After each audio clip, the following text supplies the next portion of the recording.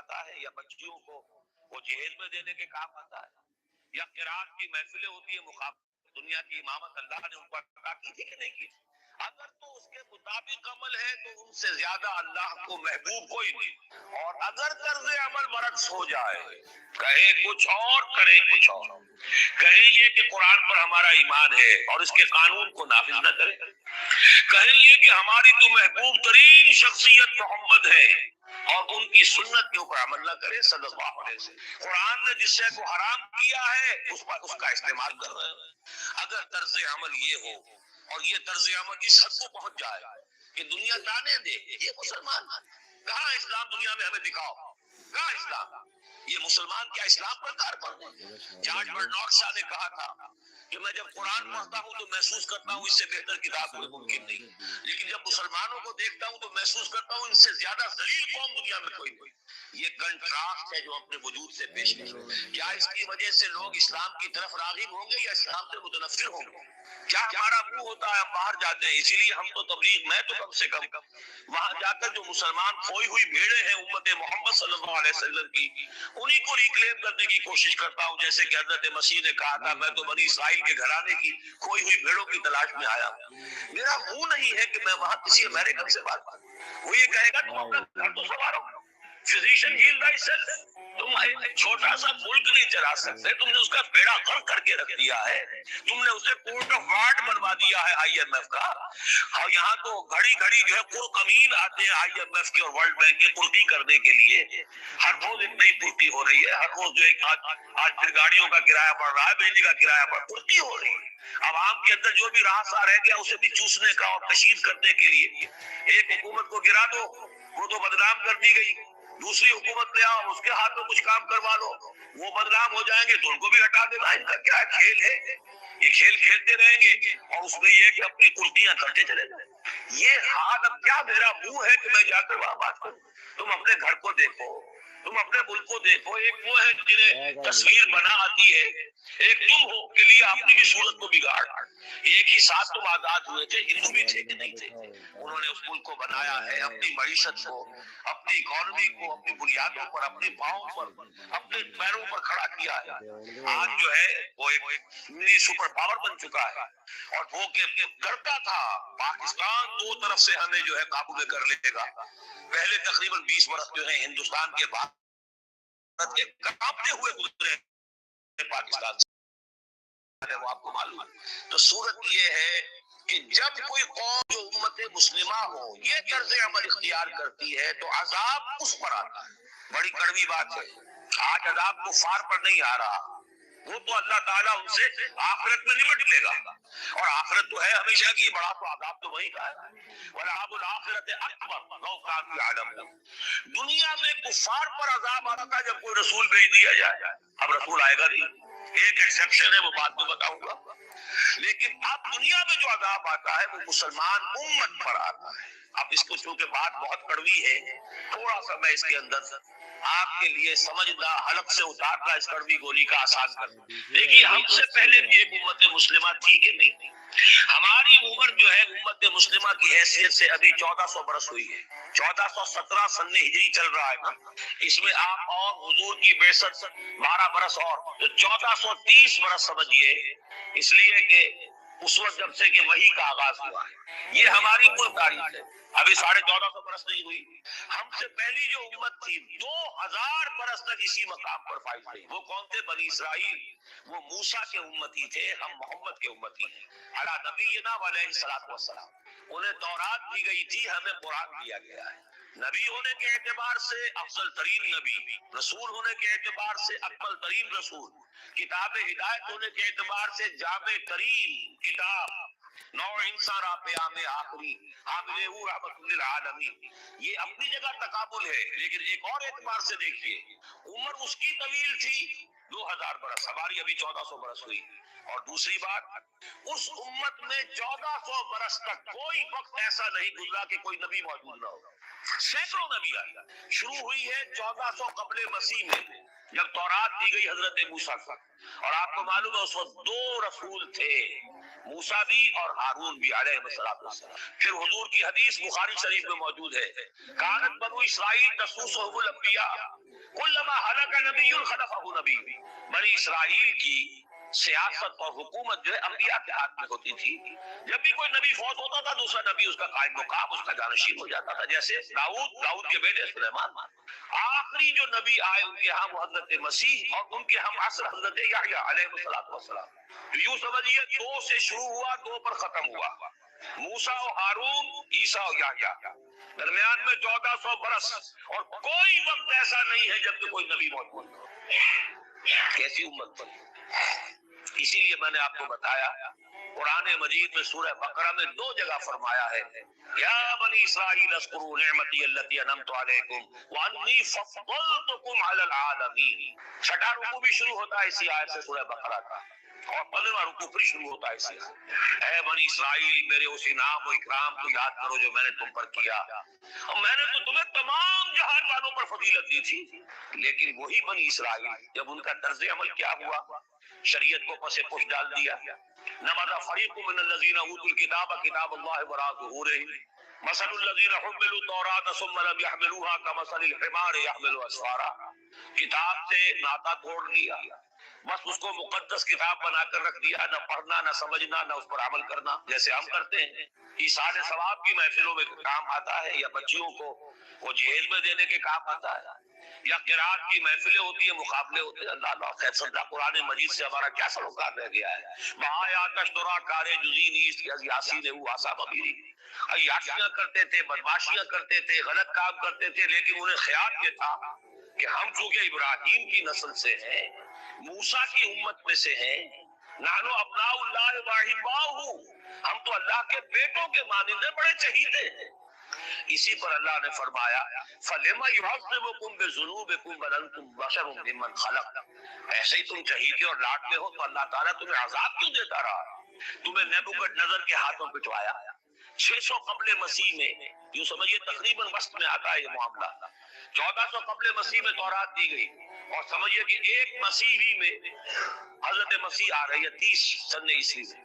ان کے درمیان تقریباً وسط میں اشیریوں کے ہاتھوں پٹوایا اور بابلیوں کے ہاتھوں پٹوایا. مخت نصر جس کو کہتے ہیں، نیبوکڈ نظر 6 لاکھ یہودی اس نے قتل کیے یروشلم میں. 6 لاکھ کو قیدی بنا کر لے گیا. ہیکل سلیمانی گرا دیا گیا جو کہ ان کا کعبے کے درجے میں، اور یہ کہ کوئی ایک متنفس نہیں بچا یروشلم میں، کوئی 2 اینٹیں سلامت نہیں. انہیں لے گیا بیبیلونیا میں، کیپٹیوٹی، پیریڈ آف کیپٹیوٹی. وہاں سے واپس آئے، توبہ کی انہوں نے. حضرت عزیر علیہ السلام کی دعوت توبہ جو ہے توبہ کی منادی کے نتیجے میں، تو پھر اللہ نے انہیں ایک موقع اور دیا، اور ان کی ایک بڑی عظیم سلطنت قائم ہوئی، مکہ کی سلطنت. اور پھر ٹیمپل جو ہے دوبارہ بنا. یہ جو سیکنڈ ٹیمپل کہلاتا ہے، دوسری تعمیر جو ہوئی ہیکل سلیمانی کی، اس کو بھی پھر دوبارہ جب ان کے ہاں وہی لچھن آئے. میں تجھ کو بتاتا ہوں تقدیر امم کیا ہے، شمشیر و ثنا اول، طاؤس و رباب آخر. جب وہی لچھن ہو گئے پھر عذاب کے کوڑے پڑے، پہلے گریکس کے ذریعے، یونانیوں کے ذریعے، پھر رومنز کے ذریعے، اور سن 70 عیسوی میں وہ دوسرا ہیکل سلیمانی بھی مسمار کر دیا گیا، اور انہیں فلسطین سے نکالا دے دیا گیا. نکل جاؤ یہاں سے. تقریباً یوں سمجھیے کہ 1917 تک، سن 70 سے 1917 تک اتنے ہو گئے، 1850 برس ہو گئے تقریباً. 1850 برس یہ لوگ پھر فلسطین میں داخل نہیں ہو سکے، اور وہ ہیکل سلیمانی آج تک بھی پڑا ہوا ہے منہدم، سوائے اس کی ایک دیوار کے جسے یہ ویلنگ وال کہتے ہیں. وہاں جاتے ہیں رو دھو کر آ جاتے ہیں. اب تو خیر ان کا قبضہ ہے، جانا آنے کا سوال نہیں رہا، ورنہ 1967 سے پہلے بھی اجازت لے کر جاتے تھے، ماتم کر کے آ جاتے تھے. اس لیے کہ یروشلم جو ہے اس پر قبضہ تو ان کا ہو گیا تھا، لیکن مشرقی علاقہ ہے وہ، اور اس پر ابھی عربوں کا زیادہ تسلط تھا. اب وہ ختم ہو رہا. معلوم ہوا کہ وہی قوم جو ہے جو چہیتی بھی تھی، لاڈلی بھی تھی، خیر الامم تھی، انی فضلتکم علی العالمین کا مصداق تھی، جس پر انعامات تھے، اکرام تھا، جنہیں حضرت داؤد اور سلیمان کی سی حکومت نے دی گئی. ان سب کا معاملہ کیا ہوا؟ غلط عمل کی وجہ سے، برعکس رویے کی وجہ سے. قرآن مجید ہی میں 2 جگہ ہے تھوڑے سے لفظی فرق کے ساتھ، ضربت علیہم الذلۃ والمسکنۃ وباؤوا بغضب من اللہ. ان پر ذلت تھوپ دی گئی، ذلیل کر دیے گئے. 1850 برس تک، پہلے 150 برس تک کیپٹیوٹی میں رہے تھے، اب 1850 برس تک جسے یہ ڈائسپورا کہتے ہیں اس میں رہے. روتے تھے، یاد کرتے تھے اپنی فلسطین کی سرزمین کو کہ ہم وہاں سے نکالے گئے ہیں. وہ بھی حضرت عمر نے اجازت دی تھی جا کر، جبکہ یروشلم جو ہے ہینڈ اوور کیا ہے وہاں کے عیسائیوں نے، حضرت عمر کے حوالے کیا ہے رضی اللہ تعالیٰ عنہ، تو حضرت عمر نے انہیں آ کر زیارت کرنے کی اجازت دی، ورنہ زیارت کی اجازت بھی نہیں تھی، عیسائیوں نے روکا ہوا تھا، نو جیو کوڈ اینٹر یروشلم، اور وہ جو معاہدہ کیا تھا عیسائیوں نے حضرت عمر سے، یہ ان کی طرف سے شرط تھی کہ آپ یہاں یہودیوں کو آباد ہونے کی اجازت نہیں دیں گے، لیکن کم آئے زیارت کریں اور جائیں، لیکن یہاں آباد نہیں ہو۔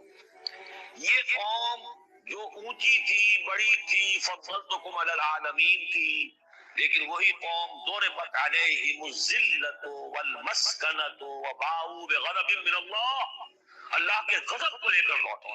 یہ ہے اصل میں وہی معاملہ جو آج ہمارے ساتھ ہے۔ اللہ کا قانون تو غیر جانبدار ہے، وَلَن تَجِدَ لِسُنَّةِ اللَّهِ تَحْوِيلًا وَلَن تَجِدَ لِسُنَّةِ اللَّهِ تَبْدِيلًا۔ اللہ کا قانون قوموں اور امتوں کے لیے بدلتا تھا، وہی صورت ہے۔ ہمیں بھی کہا گیا کنتم خیر امت اخرجت للناس، تم بہترین امت ہو جسے دنیا والوں کے لیے نکالا گیا۔ تمہارا کام کیا ہے؟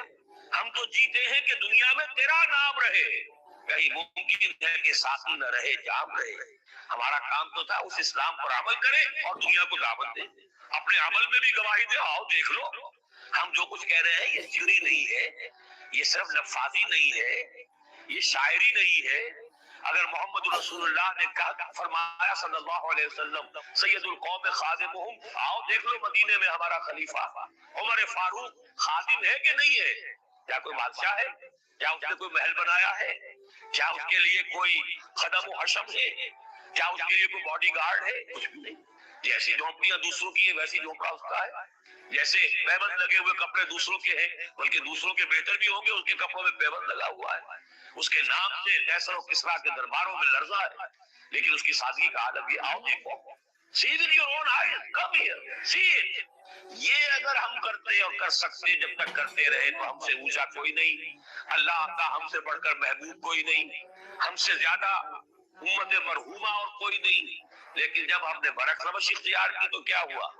جیسے انہیں پٹوایا گیا تھا ایشورینز کے ہاتھوں، ہمیں پٹوایا گیا سب سے پہلے جو صلیبیوں کے ہاتھ، کروسیڈرز، کئی لاکھ مسلمان قتل ہوا کروسیڈز کے اندر۔ جب پہلی مرتبہ عیسائیوں نے قبضہ کیا یروشلم پر، تقریباً 90 برس 88 برس عیسائیوں کے قبضے میں رہا ہے، اب وہ دوبارہ چلا گیا یہودیوں کے قبضے میں۔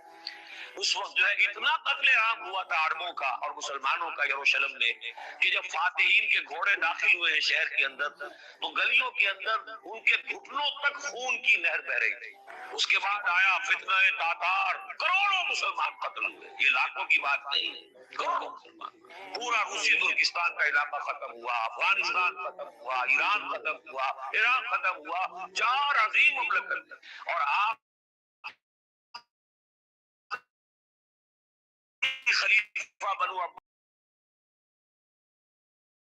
عباسی تھا، حضرت عباس رضی اللہ تعالیٰ عنہ کی نسل سے ہے، مستعفی باللہ، لیکن اس کو گھسیٹ کر نکالا گیا جانور کی کھال کے اندر لپیٹ کر، اور تاتاریوں نے اپنے گھوڑوں کے سنوں تلے اسے کچل کر۔ وہ دن اور آج کا دن پھر امت مسلمہ کی قیادت عربوں سے چھین، اس کے بعد اللہ نے پھر کرم فرمایا، پھر کچھ اولیاء اللہ کے ذریعے سے، کچھ صوفیاء کے ذریعے سے اتنا بڑا معجزہ ہو گیا، جیسا کہ حضرت عزیر علیہ السلام کے ذریعے سے ہوا تھا کہ یہود میں دوبارہ انابت اللہ توبہ کا جذبہ پیدا ہو گیا، ایسے ہی کچھ صوفیاء کرام کے ذریعے سے، نیک لوگوں کے ذریعے سے، اللہ والوں کے ذریعے سے، وہی تاتاری جنہوں نے کروڑوں مسلمانوں کو قتل کیا تھا خود مسلمان ہو گئے۔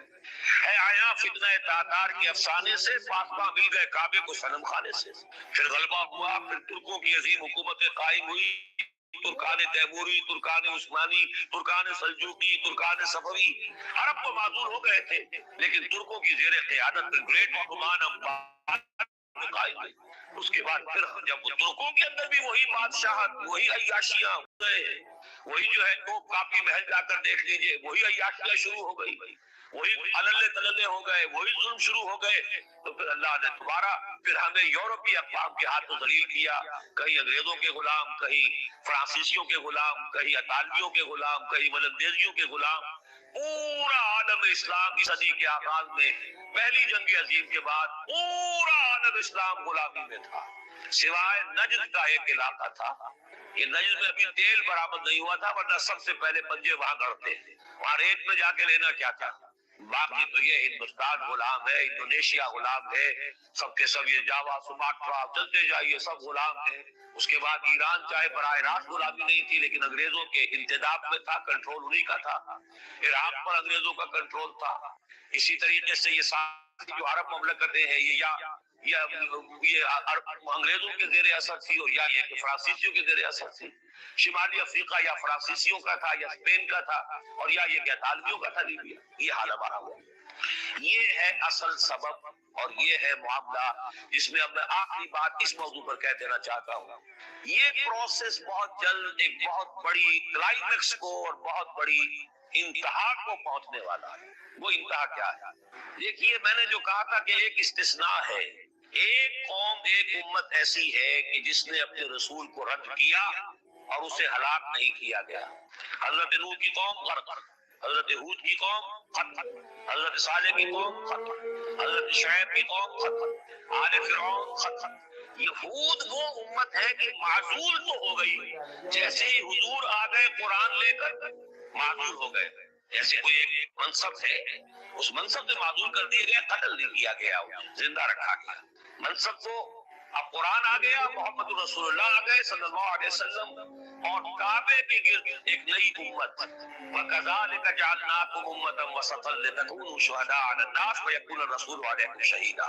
اگرچہ یہ امت 600 برس قبل قتل اور ختم ہونے کی مستحق ہو چکی تھی، کیوں؟ 600 برس قبل آئے تھے حضرت مسیح علیہ السلام، اور قرآن میں بھی ہے اور موجودہ بائبل میں بھی ہے کہ حضرت مسیح کو اسرائیل ہی کی طرف بھیجا گیا۔ صرف سورہ آل عمران میں ہے رسولاً الی بنی اسرائیل۔ یہ تو صرف محمد رسول اللہ صلی اللہ علیہ وسلم ہے جنہیں پورے عالم انسانیت کی طرف بھیجا گیا، کوئی اور رسول تمام انسانوں کے لیے مبعوث نہیں تھا۔ اور ابھی بائبل میں موجود ہے کہ میں صرف اسرائیل کے گھرانے کی کھوئی ہوئی بھیڑوں کی تلاش میں آیا ہوں۔ اسی لیے میں نے کہا تھا میں بھی امریکہ وغیرہ جاتا ہوں تو یہ اپنے پاکستانی ہندوستانی بھائی جو ہے یہ کھوئی ہوئی بھیڑیں وہاں جا کر جو ہے وہ گم ہو گئی ہے، گم شدہ بھیڑوں کی تلاش۔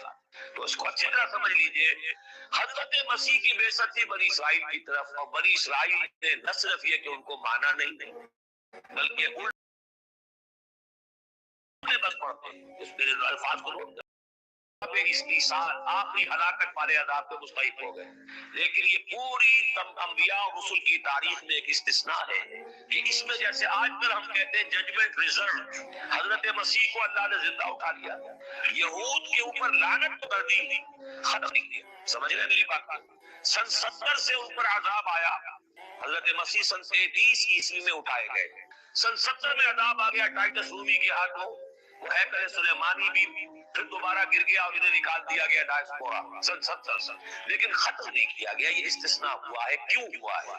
یہ بات پھر دوسری میری آج کی گفتگو میں بڑی کڑوی بات ہے، بہت کڑوی بات ہے۔ یہ جو دوسری امت جو جس سے کہ میں اور آپ اور جو بہترین امت کنتم خیر امت، یہ جب طرز عمل وہی اختیار کرے گی جو یہودیوں نے کیا تھا، ان کو خدا ان ملعونوں کے ہاتھوں میں ہوگا۔ بات سمجھ لیجیے، آپ کو معلوم ہے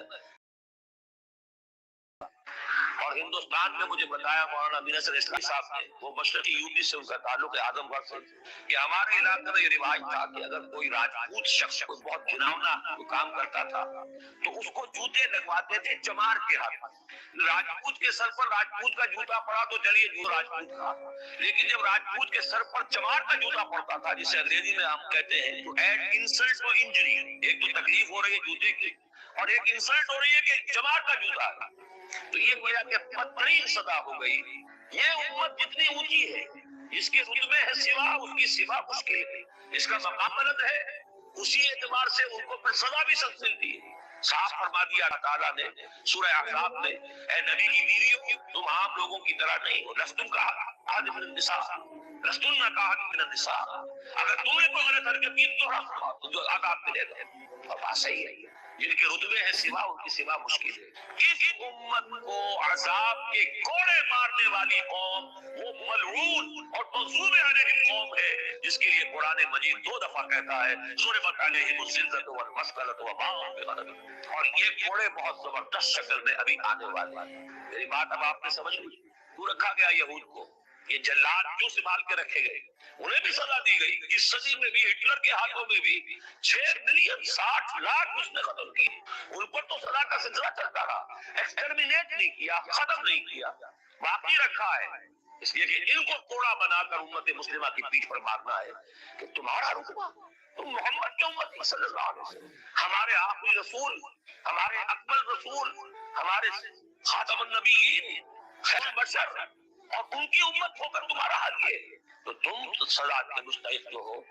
وہ سزا ہے کہ جو اچھی طرح سمجھ لیجئے ہماری حال جو اس صدی کے آخر میں شروع میں ہوا تھا کہ تمام مسلمان غلام، اس غلامی کے اوپر جو مزید کوڑا تیار ہوا 1917 میں بالفور ڈیکلریشن کے ذریعے سے برطانیہ نے اجازت دے دی کہ یہودی آ سکتے ہیں، اب فلسطین میں آ کر آباد ہو سکتے ہیں، وہ مکان خرید سکتے ہیں، جائیداد خرید سکتے ہیں، زمینیں خرید سکتے ہیں۔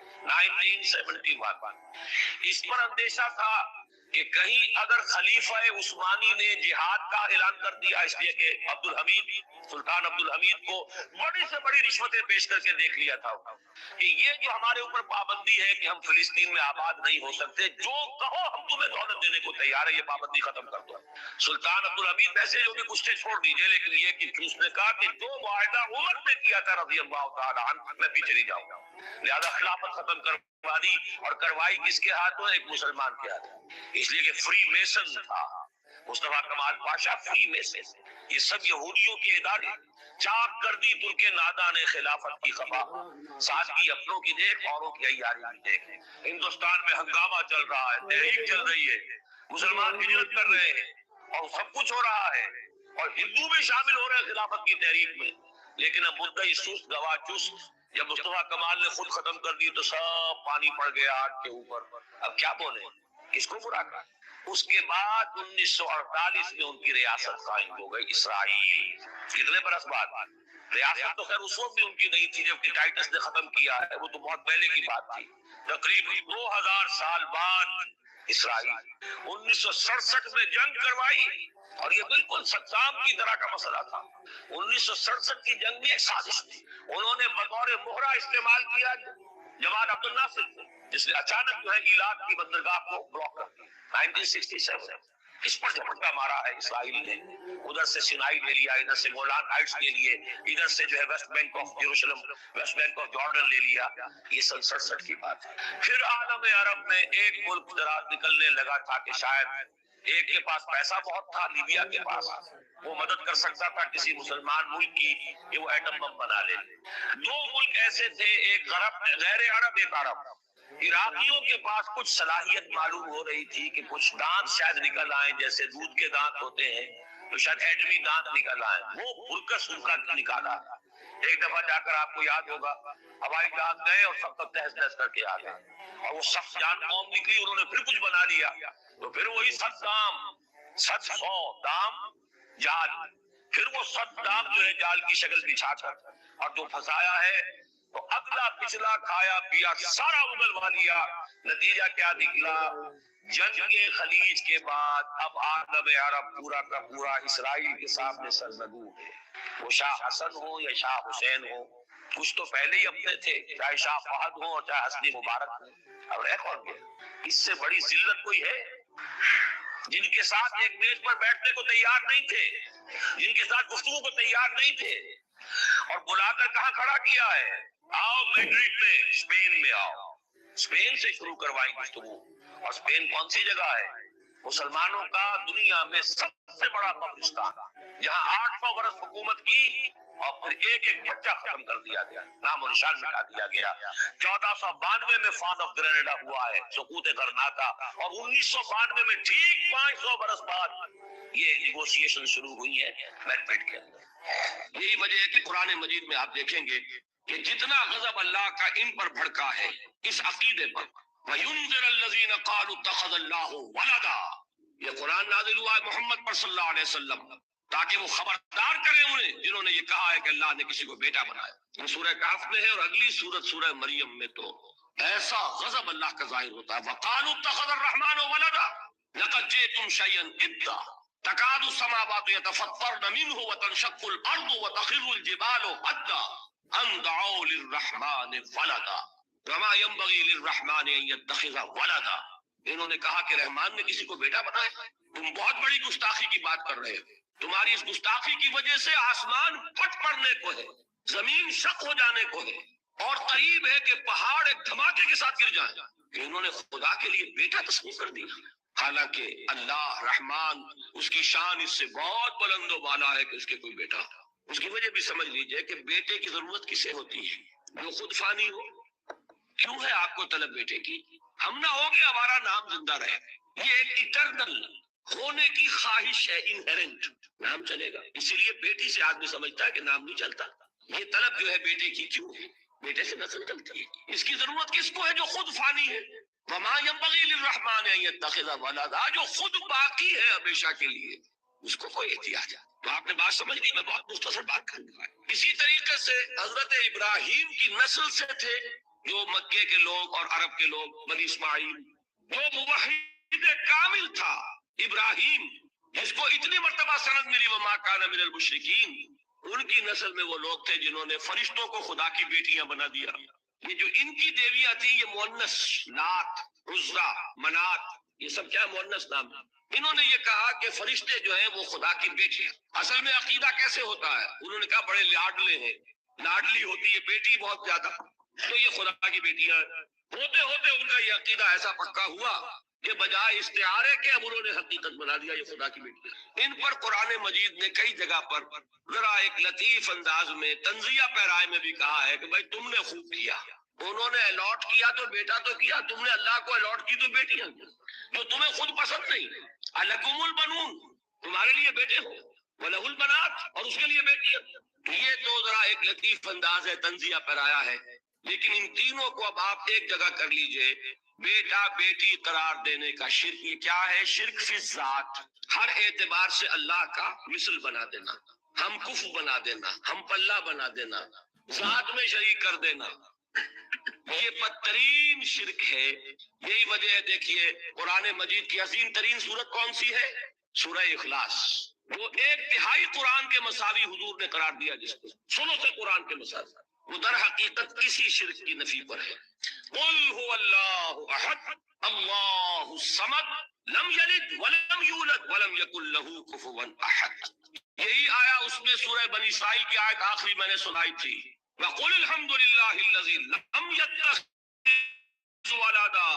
کہو کہ کل شکر اور کل تعریف اس اللہ کے لیے جس نے کسی کو اپنا دونوں پر جاتا ہے. اولاد جیسے آپ کہتے ہیں, اولاد بیٹا بیٹی شریک بیٹی, نہ وہ جنا گیا نہ اس نے کوئی جنا. ایک قسم تو یہ ہوئی شرک فی الذات کی. دوسری قسم کیا ہے؟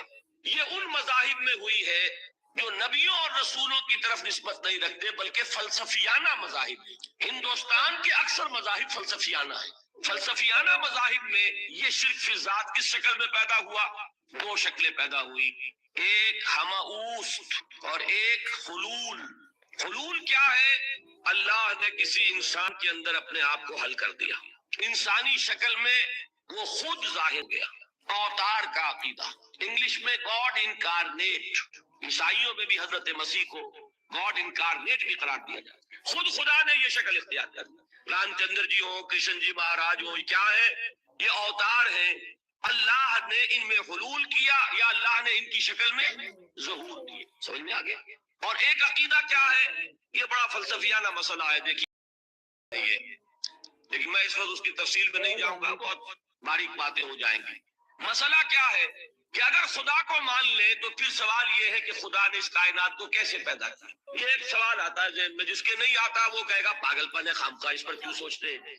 لیکن جس کے ذہن میں سوال آ گیا اس کے لیے بڑی مصیبت ہو جاتی. وہ تو سوچتا ہے, انسان کا اختیار نہیں ہوتا اپنے ذہن پر, وہ مت سوچو وہ اور سوچے گا. یہ مصیبت ہے فلسفیوں کی, کیسے پیدا. اب ایک تصور تو یہ ہے کہ جیسے یہ میز ہے, بڑھئی نے بنایا اس کو, بڑھئی علیحدہ ہے, میز علیحدہ ہے.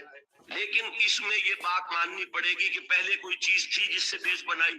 لکڑی تو تھی نا, اس سے میز بنائی. لہذا ہندوؤں میں ایک عقیدہ یہ ہے کہ خدا بھی قدیم, مادہ بھی قدیم. خدا نے اس مادے سے یہ شے بنا دی, مادے سے یہ بنا دی.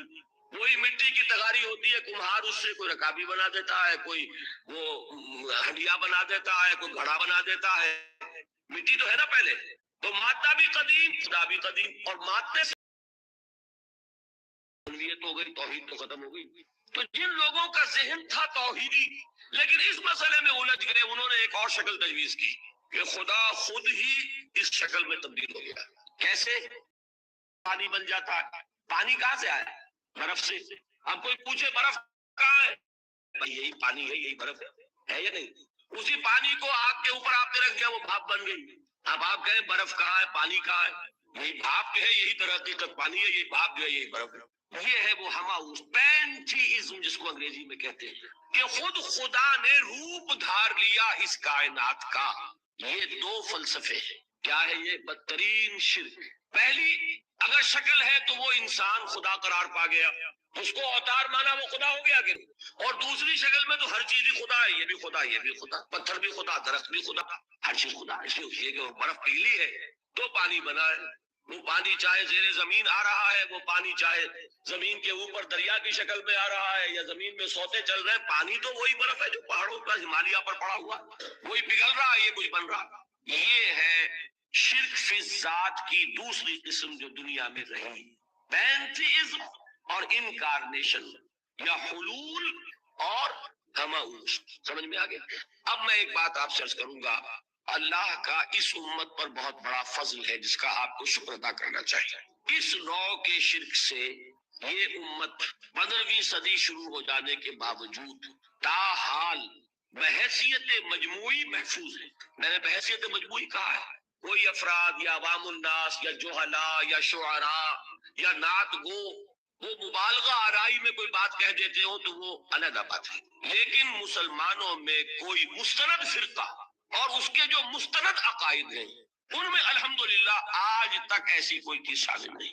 اس کا جب آپ تقابل کریں گے نا، آپ کا کیا خیال ہے عیسائیوں کو حضرت مسیح سے کتنی محبت تھی؟ اس کا تقابل کیجئے جو محبت مسلمانوں کو رہی حضور کے ساتھ، عیسائیوں کی محبت عشر عشیر نہیں بنے گی۔ اس محبت کے باوجود کہ ہمیں 10 گنا 100 گنا 1000 گنا زیادہ محبت ہے حضور کے ساتھ، لیکن دیکھیے کہ انہوں نے خدا کا بیٹا بنا دیا۔ یہاں کسی نے حضور کے بارے میں یہ بات آج تک کہی؟ بہت بڑا کنٹراسٹ ہے نا۔ یہ در حقیقت عقیدت اور محبت کا غلو ہوتا ہے۔ تو عقیدت اور محبت کی کمی تو یہاں بھی نہیں، الحمدللہ ان سے زائد ہے، لیکن الحمدللہ ثم الحمدللہ ثم الحمدللہ خدا کا بیٹا تو کسی نے نہیں بنایا۔ اچھا میں ایک اور کنٹراسٹ آپ کو دکھاتا ہوں تاکہ آپ اللہ کا شکر کریں۔ حضرت علی کی کیا نسبت ہے حضور کے ساتھ؟ نبی اور امتی۔ حضرت علی کو خدا کہنے والے پیدا ہوئے کہ نہیں؟ بتائیے نا، کیا وجہ ہے کہ علی کو خدا کہنے والے پیدا ہوئے لیکن محمد کو خدا کہنے والا پیدا نہیں ہوئی صلی اللہ علیہ وسلم رضی اللہ تعالی عنہ؟ بہت اہم بات ہے، غور کیجیے گا۔ حالانکہ حضرت علی کا رتبہ کہاں، حضور کا کہاں؟ آج بھی آپ دیکھیے آپ کے جاہل عوام کے زبان پر نعرہ یا علی مدد کا ہوتا ہے، یا محمد مدد کسی نے کہا آج تک؟ یہ یا محمد لکھنے کے کام آتا ہے، صرف وہ مسجد پہ لکھ دو تاکہ پتہ چل جائے یہ فلاں فرقے کی مسجد ہے، دوسرا خود ہی بھاگ جائے بس۔ یہ صرف کس کام کے لیے ہے؟ باقی جہاں اصل میدان میں بات آتی ہے کوئی نعرہ لگاتا ہے یا محمد مدد اونچا یا علی کا، تو ان سے کیوں نہیں مدد مانگی؟ یہ سوالات آپ کے سامنے رکھ رہا ہوں میں۔ پھر یہ کہ جس طریقے سے کہ غوث اعظم کو پکارا جاتا ہے، کیا محمد کو پکارا جاتا ہے؟ کیا نسبت ہے؟ حضرت علی تو پھر بھی صحابی ہے، خلیفہ چہار، حضور کے چچا داد بھائی ہے، داماد ہے۔ غوث اعظم تو بہرحال وہ نسبت تو نہیں ہے۔ دیکھیے میں اس کا تعلق جوڑتا ہوں ختم نبوت سے۔ جس طرح اللہ نے خصوصی حفاظت فرمائی ہے قرآن کی، اسی طرح خصوصی حفاظت فرمائی ہے محمد رسول اللہ۔ یہ اسپیشل پروٹیکشن ہے، ورنہ نہیں ہو سکتی تھی۔ یہ خصوصی تحفظ ہے اللہ کا۔ یہاں بگاڑ پیدا ہو جائے تو صحیح کون کرے گا؟ حضرت مسیح کی اصل حقیقت تو حضور نے آگے بتا دی، ذالک عیسی ابن مریم قول الحق الذی فیہ یمترون ما کان للہ ان یتخذ ولدا سبحانہ۔ یہ حضور نے آ کر حضرت مسیح کی حقیقت بیان کر دی کہ نہیں؟ سورہ مریم کی یہ آیات سنی تھی نجاشی رحمت اللہ علیہ نے حضرت جعفر ابن ابی طالب کی زبان سے، تو کیا کہا تھا؟ تنکا اٹھا کر خدا کی قسم جو ان آیات میں مسیح کا مقام بیان ہوا ہے، مسیح اس سے تنکا بھر بھی زیادہ نہیں۔ لیکن اگر محمد الرسول اللہ کو خدا کا بیٹا بنا دیا گیا ہوتا یا خدا بنا دیا گیا ہوتا تو کون آتا اس کی اصلاح؟ جیسے قرآن مجید کا تحفظ ہے ایسے ہی محمد الرسول اللہ کا تحفظ ہے۔ وہ تحفظ ہوا کیسے ہے؟ اتنا قرآن مجید نے ایمفیسائز کیا حضور کی بشریت کو، قل انما انا بشر مثلکم، اے نبی ان کو بتاتے رہیے، بار بار بتائیے کہ مجھے کچھ اور نہ بنا لینا، میں بھی بشر ہوں، انسان ہوں۔ ہاں مجھ پر وحی ہوتی ہے، تم پر نہیں ہوتی، یہ فرق ہے، میں رسول ہوں تم نہیں ہو۔ یہ بات میں ذرا اور مسئلہ میں واضح کروں گا، ابھی صرف یہ نوٹ کیجئے کہ یہ تحفظ جو ہے، جیسے قرآن کو تحفظ دیا لیکن اس کے لیے ذرائع بھی ہے نا، یہ حفظ قرآن کا سلسلہ جو ہے یہ اس کا ذریعہ بنا، یہ رمضان میں تراویح جو ہے اس کا ذریعہ بنی۔ ہمارے ملکوں کے اندر تو حفاظ کو مسجدیں نہیں ملتی، تلاش کرتے پھرتے ہیں، اور ایک جیسا کہ اینول جشن ہوتا ہے قرآن مجید کا، ہر حافظ اپنا حفظ تازہ کر رہا ہے، حفاظ لگے ہوئے ایک دوسرے کے ساتھ تازہ کرنے میں، یہ ذریعہ ہے اللہ تعالیٰ نے تو جس کے ذریعے سے قرآن کو محفوظ کیا۔ تو حضور کو جو حفاظت دی اس کا ایک طریقہ کیا ہوا؟ قرآن مجید میں حضور کی بشریت کا نمایاں کرنا، اور دوسرا یہ کہ خود حضور نے ایسی باریک بینی سے روکا، یہ بھی آپ کو پسند نہیں تھا کہ میں آؤں تو تم کھڑے ہو جاؤ، سنا کہ نہیں سنا آپ نے؟ صحابہ کو آپ بولتے تھے، ایک صحابی کی زبان سے نکل گیا ماشاء اللہ و ما شئت، جو اللہ چاہے اور جو آپ چاہیں، فوراً ٹوک دیا اجعلتنی للہ ندا، کیا تم نے مجھے خدا کا مد مقابل بنا دیا؟ مشیت صرف اس کی ہے، یہ روک ٹوک یہ وہ چیزیں ہیں جس کی بنا پر اللہ نے تحفظ عطا۔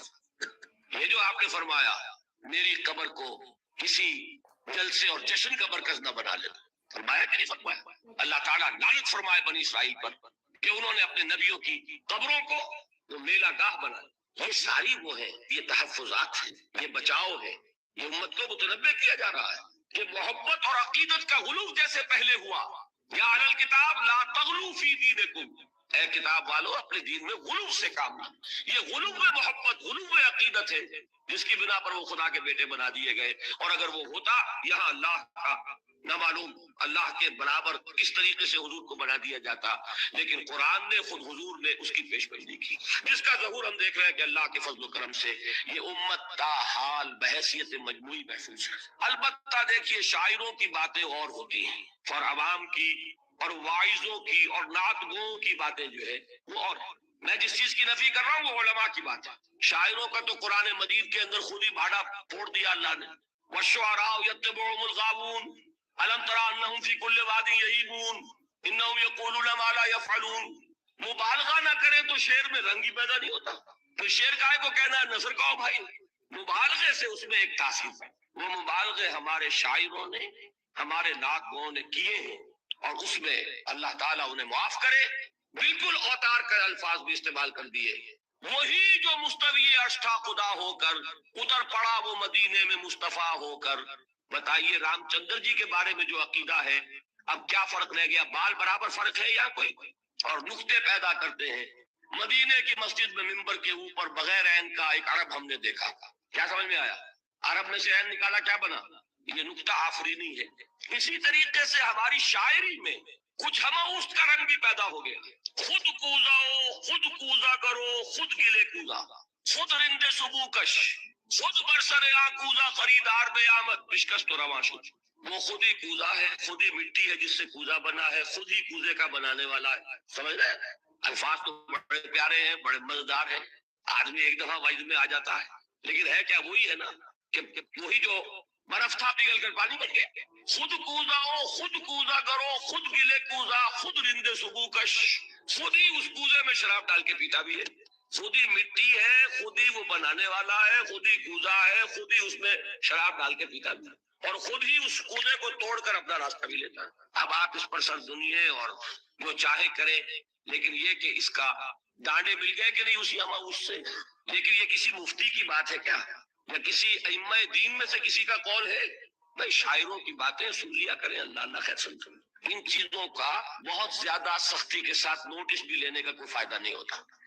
بات وہ ہونی چاہیے کہ جو علماء کہہ رہے مستند عقائد جو ان کی کتابوں میں درج ہیں ان سے بات ہونی چاہیے۔ تو یہ چیزیں یہ گمراہیاں آئی ہیں، لیکن الحمدللہ ثم الحمدللہ کہ یہ عوام میں ہے، جہلاء میں ہے، شعراء میں ہے، نعت گوؤں میں ہے، یہ کسی بھی مستند دینی فرقے کے مستند علماء میں ہم کیا موجود۔ البتہ ایک مسئلہ جو ہے نور اور بشر کا وہ ذرا تھوڑا سا میں حل کر دوں۔ آج آپ سمجھتے ہوں گے لا ینحل ہے، میں نے جس طرح کہا تھا کہ امام بخاری کا قول بھی 100% درست اور امام ابو حنیفہ کا بھی 100% درست ثابت کیا کہ نہیں، اسی طرح میں کہتا ہوں جو حضور کو بشر کہتے ہیں وہ بھی 100% درست، جو حضور کو نور کہتے ہیں وہ بھی 100% درست۔ مطلب کیا ہے؟ دیکھیے، ہر انسان کے وجود کے دو حصے ہیں، میں نے پہلے دن شاید کچھ بیان کیا تھا۔ ایک خاکی وجود، اور اینیمل بینگ جو حیوان ہے ہمارا، ایک وہ روح ربانی جو اس میں پھونکی گئی۔ آدم میں جب وہ روح پھونکی گئی تب وہ مسجود ملائک بنے۔ فَإِذَا سَوَّيْتُهُ وَنَفَخْتُ فِيهِ مِن رُوحِي فَقَعُوا لَهُ سَاجِدِينَ۔ دو جگہ آئے تھے قرآن مجید میں، ایک شوشے کے فرق کے بغیر، سورہ حجر اور سورہ صاد۔ جب میں اس کو پوری طرح تیار کر لوں اور اس میں اپنی روح میں سے پھونک دوں تو گر پڑنا اس کے سامنے سجدے۔ ہمارا جو خاکی وجود ہے وہ ظلمانی ہے، اور جو ہمارا روحانی وجود ہے وہ نورانی ہے۔ اس کی نسبت کس سے ہے؟ اللہ سے۔ بات سمجھ میں آئی؟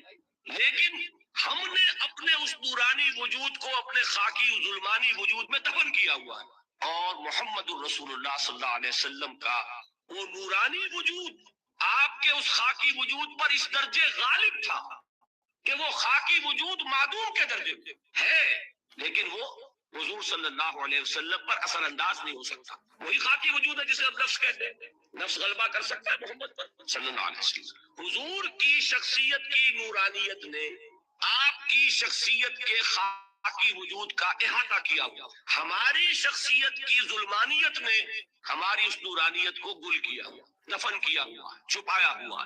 بس یہ فرق ہے۔ انہیں آپ کہہ لیں نور، صحیح ہے، ان کی نورانیت غالب۔ یہی بات ہے جو حضور نے اس طرح سمجھائی۔ دیکھو، ہر انسان کے ساتھ ایک شیطان ہوتا ہے۔ اب کسی صحابی نے بڑی جرت سے کام لیا، پوچھ لیا حضور کہ آپ کے ساتھ بھی ہے؟ ہر انسان کے ساتھ جو کہا نا، تو انسان تو ہے آپ بھی، کیونکہ آپ کے ساتھ بھی ہے۔ آپ نے فرمایا ہے، لیکن میں نے اسے مسلمان کر رکھا۔ بات ختم ہو گئی۔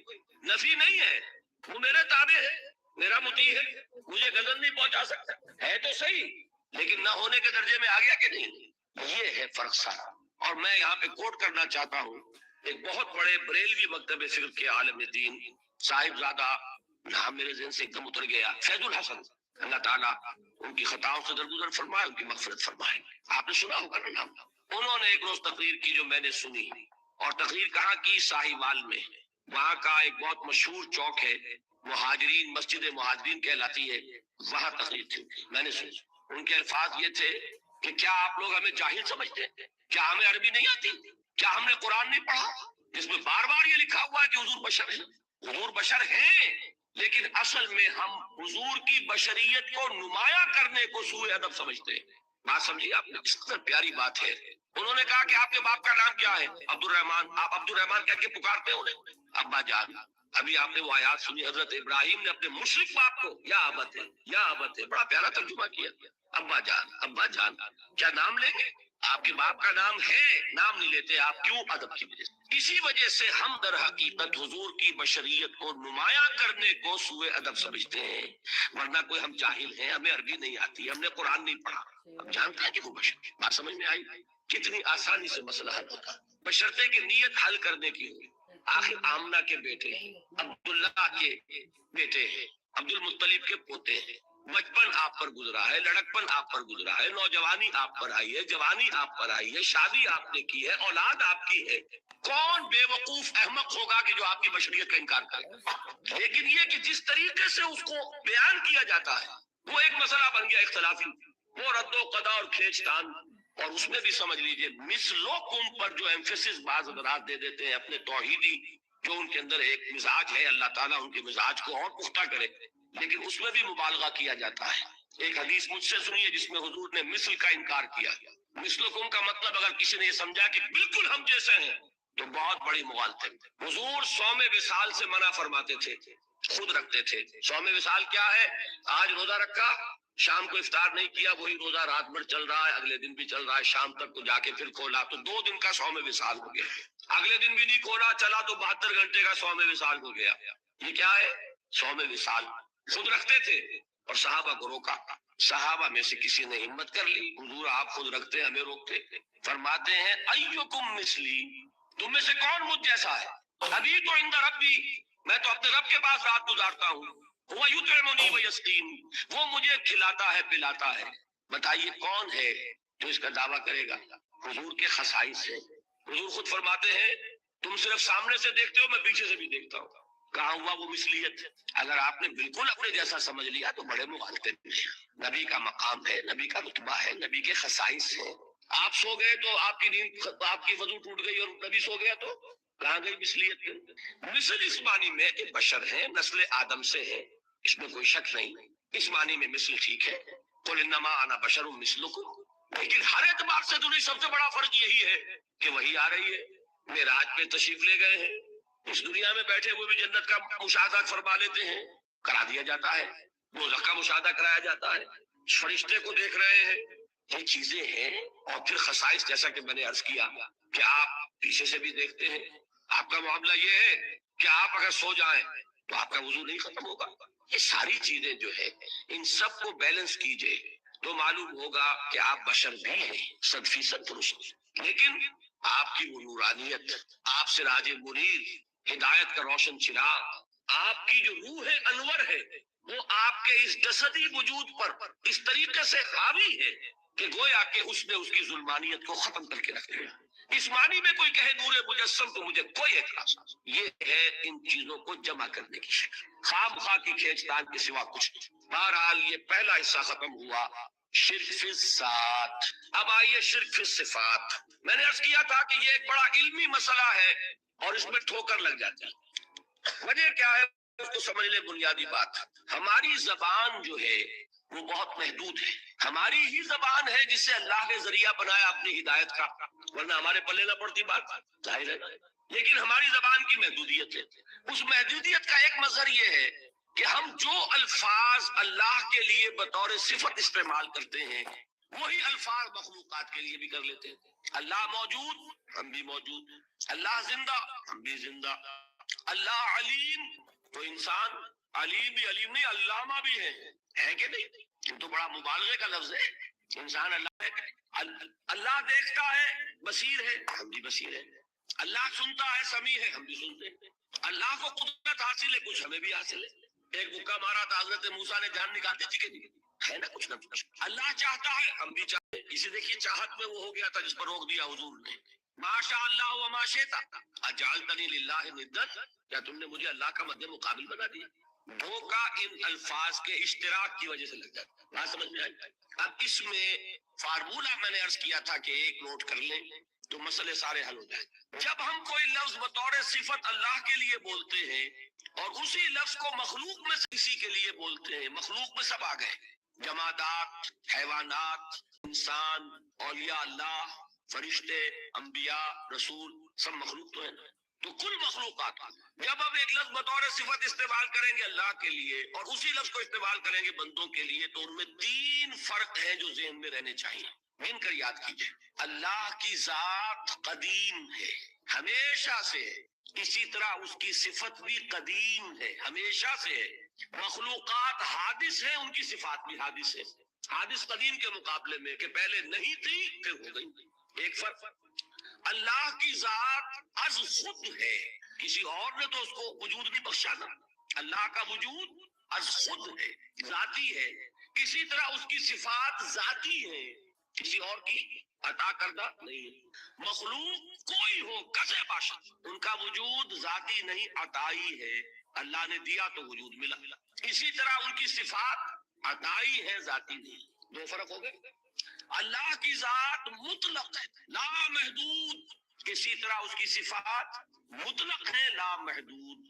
مخلوق کی ذات محدود کسے باشد، صفت بھی محدود. 3 فرق، ذاتی، عطائی، قدیم، حادث، لا محدود، محدود. 3 فرق ذہن میں رہے تو جو صفت بھی آپ اب بولیں گے اس میں یہ تینوں باتیں ذہن میں رہیں. سمجھ میں آ گئی بات؟ اب اس کا اطلاق کیجئے تو یہ علم غیب کا مسئلہ حل ہو جائے گا. یہ بھی لا ینحل سمجھا جاتا ہے.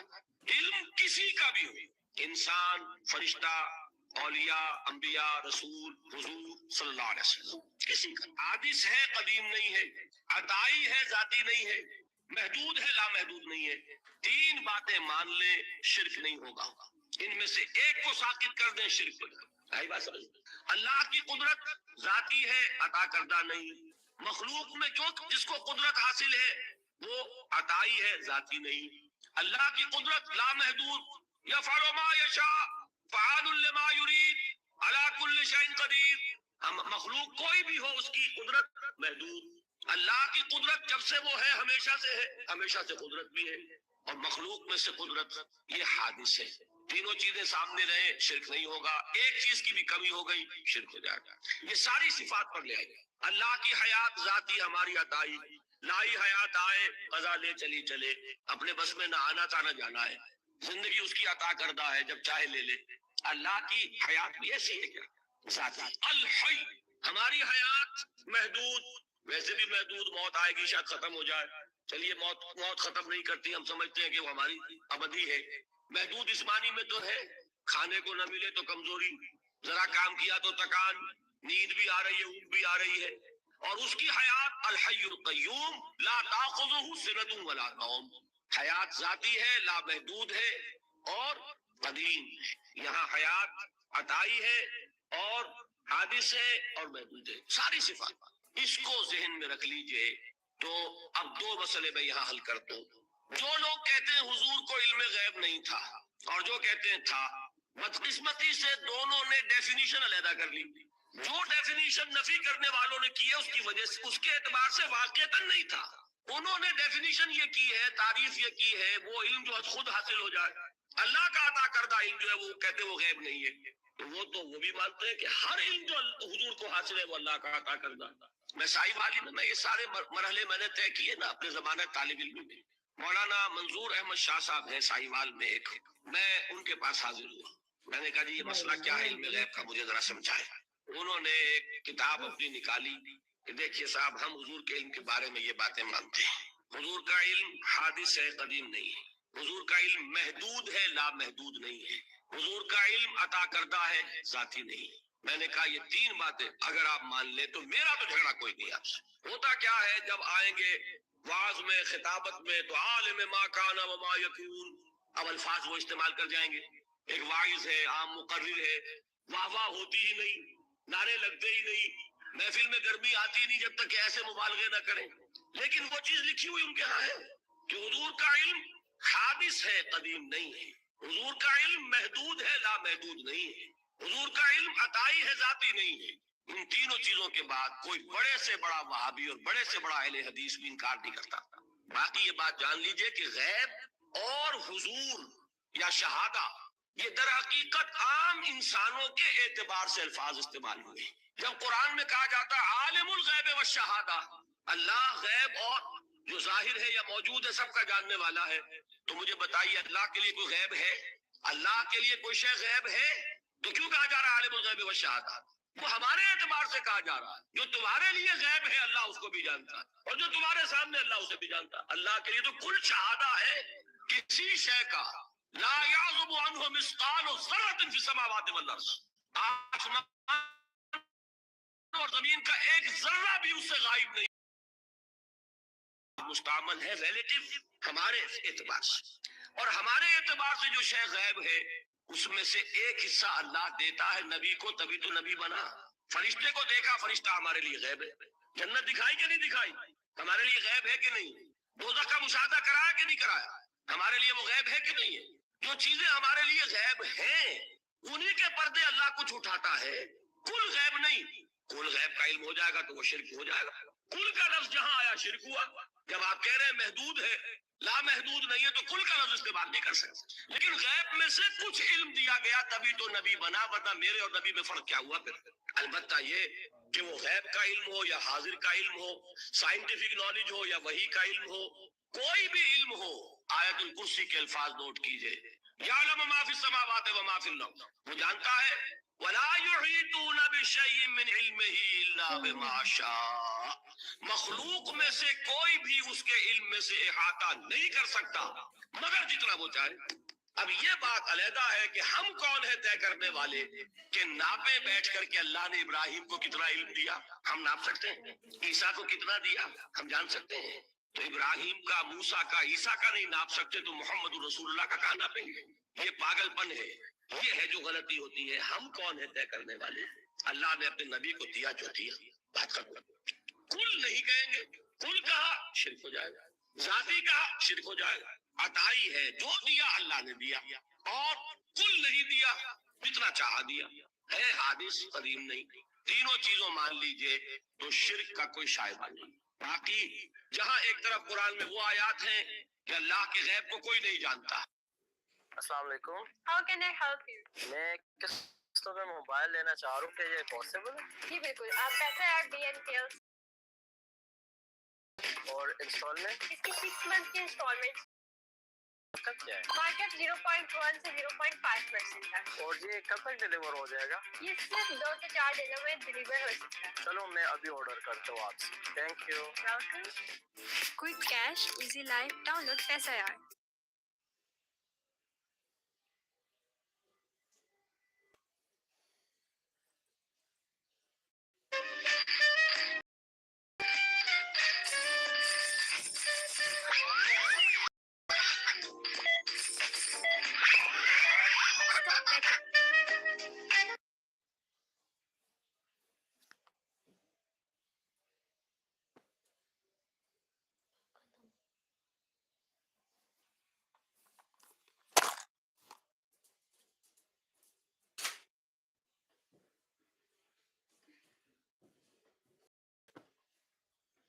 باہر ویف جانا ہے سامنے کی کہنا جان جا پہن چھڑ دے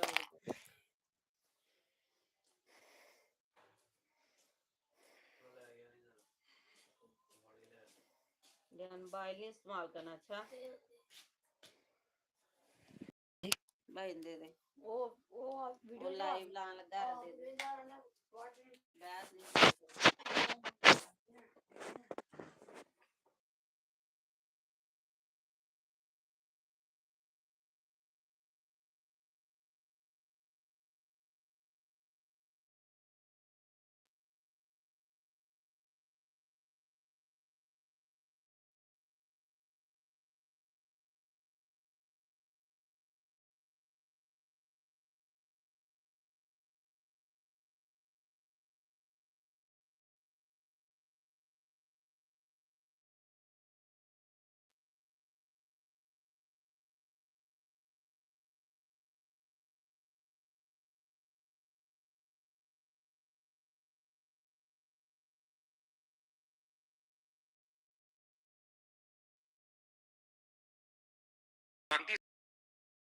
اسلام پہلے پیغمبر ہے،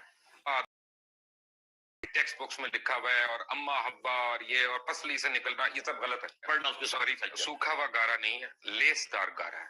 اولڈ ٹیسٹمنٹ آپ مجھے سنا رہے ہیں؟ نہیں، قرآن تو قرآن میں on the day one Lord said let there be water and there was، یہ بھی طے پا گیا کہ اونٹ کو پیدا کرنے کا میں نے کہا اللہ تعالیٰ نے کیوں تشبیہ دی ہے؟ حابیل نے تو 300 پوتے نا، خانہ کعبہ میں بھی ہم سے پہلے کفار تھے۔ اگر وہ کل آ جائے اپنی فردیں نکال کے کہ جناب اب اس کا جو ہے نا وہ ہمارے نام کر دیں رجسٹری، تو ہم دے دیں گے ان کو۔ میرا تھیسس یہ ہے بہت معذرت کے ساتھ، ہمارے تمام علماء دین اکابرین ہمارے انیج میں گھوڑ کے پلایا ہوا ہے کہ یروشلم یروشلم بیت القدس قبلہ اول، یہ سب غلط ہے، اس میں کوئی صداقت نہیں ہے۔ بیت القدس ہمارا قبلہ اول نہیں ہے۔ میرے نزدیک آپ بہت غلط بات کر رہے ہیں۔ قرآن حکیم میں، قرآن مجید میں تو عذاب قبر کا کہیں ذکر نہیں آیا۔ ایک تو ویسے مجھے آپ سے ڈر لگتا ہے، اوپر سے آپ جو ہے وہ پہن کے بھی سفید سب کچھ آ گئے ہیں، جیسے کفن باندھ کے آ جاتا ہے آدمی۔ سر سے نہیں باندھا جی کفن نہیں باندھا۔ یہی تو ہم کہتے ہیں، ہمارے علماء جو ہیں وہ خود اپنے سر سے کفن نہیں باندھتے، دوسروں کے بچوں کو بھجوا دیتے۔ مجھے ایک بات پتا چلی اور بڑے وثوق سے پتا چلی کہ آپ اس کی کیا وجہ تھی؟ میں نے منع نہیں کیا تھا، اصل میں وہ جو ہے کچھ ایسی حرکتیں کرتے تھے کہ جس سے وہ انتشار پیدا ہوتا تھا۔ تو ہمارے ایک صاحب نے اپنے طور پر جا کر ان سے کہا تھا کہ آپ ایک طرف تو ڈاکٹر اسرار کو کہتے ہیں جاہل ہے اور گمراہ ہے، تو آپ یہاں کائے کو آتے ہیں؟ تو بس اس کو انہوں نے سمجھا کہ گویا کہ یہ میرا حکم ہے، میں نے کوئی روکا نہیں تھا۔ آپ نے میسج نہیں بھجوایا تھا ان کو؟ حالانکہ وہ آپ کے مسجد کے ساتھ رہتے تھے بالکل وہاں پہ کافی دور رہتے تھے، وہاں سے ان کے بالکل پاس تو مسجد تھی ای نہیں، وہ کرائے پہ لے کے تو نہیں آتے تھے نا، وہ جس طرح آتے تھے وہ 2 منٹ کی ڈرائیو تھی ان کے لیے. جو بھی تھا، لیکن یہ کہ بہرحال وہ ایک مسجد چھوڑ کر میرے پاس آتے تھے. مسجد ان کے پاس تھی ای بلاک ماڈل ٹاؤن کے آپ قریب کی میں. شخصیت اتنی محصور کن ہے کہ ان کو آنا پڑا. لیکن ان کے لیے میں نہیں ہوں، وہ مجھ سے بہت بنیادی اختلافات رکھتے ہیں تو ہم اور یہ مجھے ان سے بہت بنیادی. تو ہمارے جو پیروکار ہیں ان کو ہم یہ حق دیتے ہیں کہ کسی کو بھی مسجد میں داخلے سے منع کر دیں. نہیں، میں نے منع کیا آئے، لیکن یہ کہ کوئی وہاں پر ایسی ایکٹیویٹی نہ کرے. آدم علیہ السلام کے ہم سارے واقعات ہم نے سنے بھی ہیں، پڑھے بھی ہیں. اما حوا یا بی بی حوا، ان کا ذکر قرآن مجید میں کس جگہ آیا؟ قرآن مجید میں آیا ہے دونوں سے خطاب کر کے کہ اے آدم، تم اور تمہاری بیوی دونوں جنت. حوا کا نام تو نہیں آیا. حوا کا نام نہیں ہے. اسی طرح حابیل کا نام بھی نہیں آیا. حابیل کا نام بھی نہیں ہے. دو اسی بھائی، طرح لیکن یہ واقعہ ہے. جب یہ واقعہ بھی نہیں آیا کہ ہم سے بنایا. یہ نہیں، قرآن میں نہیں ہے. یہ ایک حدیث کی بات، الفاظ. قرآن مجید جو نہیں ہے. انسانیت کو شروع ہونے کا بتا رہا ہے اس میں یہ کوئی واقعات نہیں ہے. قرآن میں تو یہ بھی نہیں آیا کہ آدم علیہ السلام پہلے پیغمبر ہیں. نہیں، قرآن مجید میں آیا نا کہ جب ان سے کہا ان کہ کا پیغمبری کا نہیں آیا. نہیں، اتر جواب نہیں. اما یاتینکم منی ہدن، جب میری طرف سے ہدایت تمہیں آئے گی. گویا کہ اس کے پہلے سے اعلان تھا کہ ہدایت آتی رہے گی، اور وہی ہدایت وہی کی ہدایت ہے جس کو وہ ہدایت آتی تھی وہ نبی ہوتا تھا. اصل میں قرآن مجید جہاں تک ہماری اور ویسے بھی قرآن مجید میں ایک مقام ہے، ان اللہ اصطفیٰ آدم و نوحا وآل ابراہیم وآل عمران علی العالمین. تو جہاں انبیاء کا ذکر ہے ان سب سے پہلے حضرت آدم کا ذکر ہے سورہ آل عمران میں. بڑی اچھی بات ہے ڈاکٹر صاحب. یہ دیکھیں نا، اصل میں جو میں نے جو آج تھوڑا سا پڑھ رہا تھا، کچھ پہلے بھی ہم نے پڑھا، تو آدم جو مجھے نظر آیا اس میں قرآن مجید میں، کیونکہ میں نے آپ کو عرض کیا تھا پہلے تھوڑی سی میں نے بھی صرف پڑھی ہے، تھوڑی سی نحو پڑھی ہے، کوشش کی ہے. میں طالب علم ہوں، میں اگر میں سے گستاخی ہو جائے تو پلیز مائنڈ نہ کریے گا. آدم جو ہے وہ بنی آدم کا ذکر ہے قرآن مجید میں، وہ ایک شخص کا تو نہیں ہے. مثلا میں آپ کو ایک آیت دکھاؤں، پڑھ کے سناؤں. نہیں، لیکن بہت سی جگہوں پر آدم ایک کی حیثیت سے. اصل میں یا آدم اسکن انت وزوجک الجنہ، اے آدم تم اور تمہاری بیوی رہو جنت کے اندر. تو یہاں لقد خلقنا، یہ آیت آپ سورہ اعراف کی پڑھ رہے جی ہیں. بالکل. ٹھیک ہے، تو یہ قرآن مجید میں مختلف صورنا جی صورناکم وَلَقَدْ ثم خَلَقْنَا قلنا للملائکۃ اسجدوا. اب اس سے اندازہ جو ہے یہ لگایا جا سکتا ہے کہ شاید پہلے ایک نوع جو ہے، نوع آدم وہ پیدا ہوئی ہے، یعنی پوری ایک خلقت، ایک خلقت، ایک نوع، ایک آدمی نہیں، ایک سپیشیز، ایک آدمی نہیں. ان میں سے ایک آدمی چنا گیا ہے. یہ ہے در حقیقت ٹھیک ہے. اس آیت سے جو بات تو نکل. جو ہمارے ذہن میں کانسیپٹس ہیں کہ آدم علیہ بابا آدم جس طرح ہم کہتے ہیں اپنی کہانیوں میں، ہماری ٹیکسٹ بکس میں لکھا ہوا ہے، اور اما حوا اور یہ اور پسلی سے نکل رہا، یہ سب غلط ہے. پسلی سے نکلنے کا قرآن میں کہیں کوئی ذکر نہیں ہے. اور یہ غلط ہوا نا پھر. اب میں نہیں کہہ سکتا، لیکن یہ کہ قرآن میں ذکر نہیں ہے اس کا یہ اگر مطلب ڈاکٹر نہیں صاحب ہے کہ کوئی چیز قرآن میں نہیں ہے تو غلط ہے. قرآن مجید میں اگر ذکر ہی نہیں ہے تو غلط ہوا نا. نہیں، ضروری نہیں ہے. یہ قرآن میں ہر شے تو نہیں ہے. قرآن مجید میں ایٹم بم کا ذکر تو نہیں ہے، تو یہ تو نہیں کوئی بات ہوئی. وہ تو ایک بات ہے جس کا ذکر کیا جس کا ایٹم بم سے ہمارے دین کا تو تعلق نہیں ہے نا. نہیں، لیکن یہ کہ آدم حوا سے بھی بڑا آدم حوا سے کیا، آدم نبی تھے. کون سی حدیث میں ذکر ہے حوا کا، کس کا؟ بی بی حوا کا؟ احادیث پر میری کوئی زیادہ نگاہ نہیں ہے، لیکن یہ کہ قرآن مجید میں ان کی زوجہ کا ذکر ہے. کیا یہ صحیح نہیں ہے ڈاکٹر صاحب؟ کیونکہ آپ if I may come to you again، آپ کے ذاتی سوال میں کر رہا ہوں، کیونکہ آپ کی بھی ٹیچنگز وہی ہیں جو بہت پہلے جب آپ جماعت اسلامی میں ہوتے تھے، اور جب آپ نے جماعت اسلامی چھوڑی تو ہم کہتے ہیں نا کہ جماعت ایک ایسا کمبل ہے کہ بندہ چھوڑتا ہے کمبل لیکن کو نہیں چھوڑتا. تو وہ آپ کے اوپر آج تک وہ حاوی ہیں ٹیچنگز. اس سے بہتر تعبیر یہ ہے جس نے کہا تھا کہ جو لوگ جماعت سے نکل جاتے ہیں ان میں سے جماعت نہیں نکلتی. یہ ایک بہتر تعبیر ہے کہ جماعت کا ایک بنیادی سردیاں آ رہی ہیں تو کمبل کا ذکر بہتر ہے. جس نے بھی کہا. لیکن اصل میں بات یہ ہے کہ بائبل تو ہے نا لائبریری آف بکس، جی ٹھیک ہے نا. جیسے جوش بائبل جو ہے 39 بکس ہیں، اسی طرح پروٹسٹنٹ بائبل بھی 39 اور 27 ہے، کیتھولک جو ہے وہ 46 بکس ہیں. لیکن ایک بک ہے بائبل، اس کا نام ہے بارنبس، جس کے اوپر جتنے اور جتنے عیسائی یا عیسائی نہیں کہنا چاہیے مجھے، ایک میرے ویور نے کہا تھا جی مسیح کہا کریں آپ ہمیں، مسیح برادران کے فرقے ہیں، وہ ساروں کو سے اختلاف ہے کہ یہ ہمارا بائبل ہے، کیونکہ اس بائبل کا مقدمہ جو ہے مولانا سید ابو العلا مودودی نے لکھا اور انہوں نے اس کو پاکستان میں بھی انٹروڈیوس کیا، اور اس بائبل میں اس طرح کی بڑی کہانیاں، اور یہ جو بیبلیکل سٹوریز ہیں ان کو آپ جو لوگوں نے اور خاص طور پہ جماعت کے اولین لیڈرز نے ہمارے مذہب کا حصہ بنا دیا۔ میں معافی چاہتا ہوں، پہلی بات تو آپ نے یہ کہی کہ بائبل کی سٹوری ہے، برناباس کو انکلوڈ نہیں کرتے یہ بائبل میں، کوئی نہیں کرتا، وہ نہیں کرتے، نہیں، اس ہم لیے نے تو مقدمہ لکھ دیا۔ سوال پہلے یہ ہے کہ جو لوگ بائبل کے ماننے والے ہیں وہ بائبل میں برناباس کو انکلوڈ نہیں کرتے، اس کا یہ مطلب نہیں کہ برناباس درست نہیں ہے برناباس، اس لیے کہ 104 بائبلز تھیں گاسپلز، ٹھیک ہے، جن میں سے چن کر 4 کو جو ہے کینونیکل قرار دیا گیا، 100 bibles are there which are not canonical، apocryphal کہلاتی ہیں وہ، ان میں سے ایک برنابا بھی ہے۔ جو قرآن مجید کی میں نے آپ کو آیت کوٹ کی اس میں تو لکھا ہے خلقناکم، کم تو پلورل ہے، تو اس کا تو مطلب ہے کہ ایک فرد واحد نہیں پیدا کیا گیا، ایک ساتھ پتہ نہیں کتنے لوگ پیدا کیے گئے، پتہ کتنے لوگ، کن فیکون تھا نا۔ میں نے عرض کیا نا ایک species, homo sapien species which are an animal، اس میں سے ایک کو سلیکٹ کیا گیا اور اس میں اللہ نے روح پھونکی and he became Adam، he was a person۔